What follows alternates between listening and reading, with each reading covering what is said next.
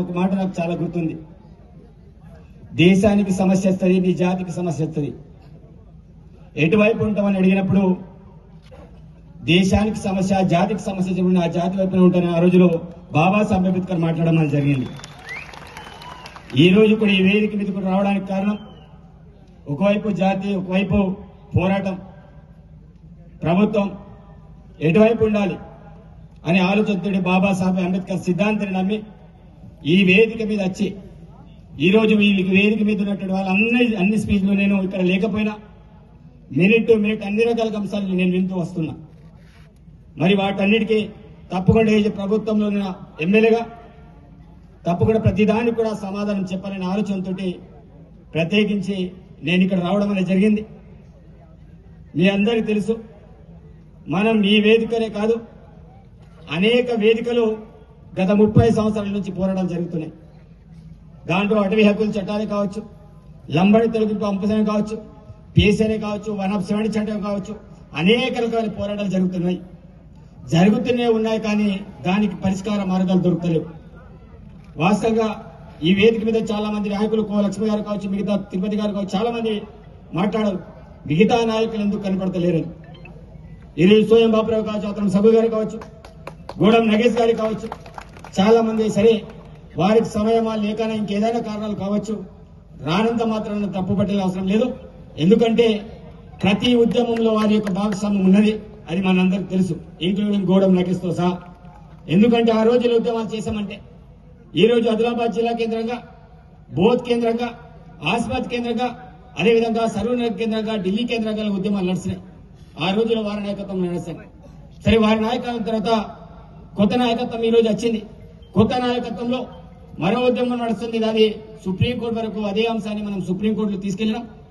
ఆ యొక్క అంశం మీద ఈ రోజు గ్రౌండ్ లో దబాలంతా కూడా ఈ రోజు సుప్రీంకోర్టు అనే బోన్లో ఉన్నది.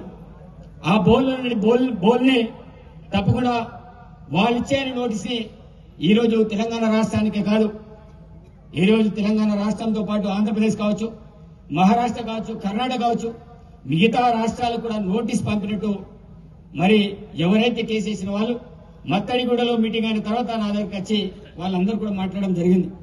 మాట్లాడే క్రమంలో నేను వాళ్ళందరికీ విజ్ఞప్తి చేసిన, ఒకవేళ నోటీసులు వస్తే ఇంటెలెక్చువల్ టీం అందరూ కూడా కలిసి రాష్ట్ర ప్రభుత్వం నుంచి రిప్లై వెళ్లాలనుకున్నప్పుడు మనం రాష్ట్ర ప్రభుత్వంలో గౌరవ ముఖ్యమంత్రులు కావచ్చు, మంత్రులు కావచ్చు, సిఎస్సి కావచ్చు, గిరిజన సంక్షేమ శాఖ చెందిన సెక్రటరీ కావచ్చు, కలిసి రిక్వెస్ట్ చేస్తాం అని ఆ రోజుల్లో నేను మాట్లాడమని జరిగింది. దాని తర్వాత నోటీసులో వచ్చే రాదని నాకు తెలియదు. ఆ మధ్యలో ఇదే మీటింగ్ కి ఆహ్వానించడానికి మరి ఈ వేదిక మీద పెద్దలందరూ కూడా నాకు ఆహ్వానిస్తే ఆ రోజు మళ్ళీ అడిగితే కొంతమంది వస్తే లేదు గూడెం కలిసి లేదన్నా మాకు ఇంకా క్లారిటీ లేదు అన్నప్పుడు, సరే ఎవరైతే కోర్టులో కేసు వేస్తారో వాళ్ళని పిలవండి అని పిలిచి మొన్న రీసెంట్లీ పిలిస్తే ఎవరైతే వాళ్ళు కొంతమంది వచ్చిందని చెప్పడం అనేది జరిగింది. మరి అదే క్రమంలో నేను కూడా ప్రభుత్వంలో ఉన్నటువంటి కార్యదర్శి తోటి మాట్లాడి వచ్చేనా రాలేదా అంటే నేను మాట్లాడింది నాకు తెలిసి ఫ్రైడే కావచ్చు, మరి టికెట్స్ వేరే రోజు హాలిడే, మరి ఇమీడియట్లీ మేము తెలుసుకొని చెప్తాం సార్, వస్తే మాత్రం తప్పకుండా మేము పంపిస్తామని వాళ్ళు చెప్పడం అనేది జరిగింది. కాబట్టి సోదరులారా నేను కోరుకున్నది ఒకటే, ఈ రోజు రాష్ట్ర ప్రభుత్వం ఆ రోజులు ఏం తప్పులు జరిగినాయి కావచ్చు, అనైతికంగా కలిపినవి కావచ్చు, కానీ ప్రస్తుత పరిస్థితిలో మనం ఏ రకంగా మనం ముందుకెళ్లాలో ఏజే విజ్ఞానవంతులుగా మనం ఒకవేళ ఆలోచన చేయకపోతే ఈ రోజు మనం ఎన్ని ఉద్యమాలు చేసినా మనం అనుకున్నాం. ఐడియాకి సంబంధించి జియో నంబర్ 3 ఎన్ని పెద్ద ఉద్యమాలు జరిగినాయి, పెద్ద ఉద్యమాలు జరిగినప్పుడు కూడా మరి జియో 3 కొట్టుకుపోవడం వల్ల ఈ రోజు ఆదివాసులకు ఎవరికి ఉద్యోగం లేనటువంటి పరిస్థితి. ఈ రోజు ఇక్కడ పెద్ద ఆయన ఒకటి మాట్లాడాడు, ఈ రోజు పేసా చట్టం గురించి, వనం చట్టం గురించి, అదేవిధంగా అడవి అక్కడి చట్టం గురించి.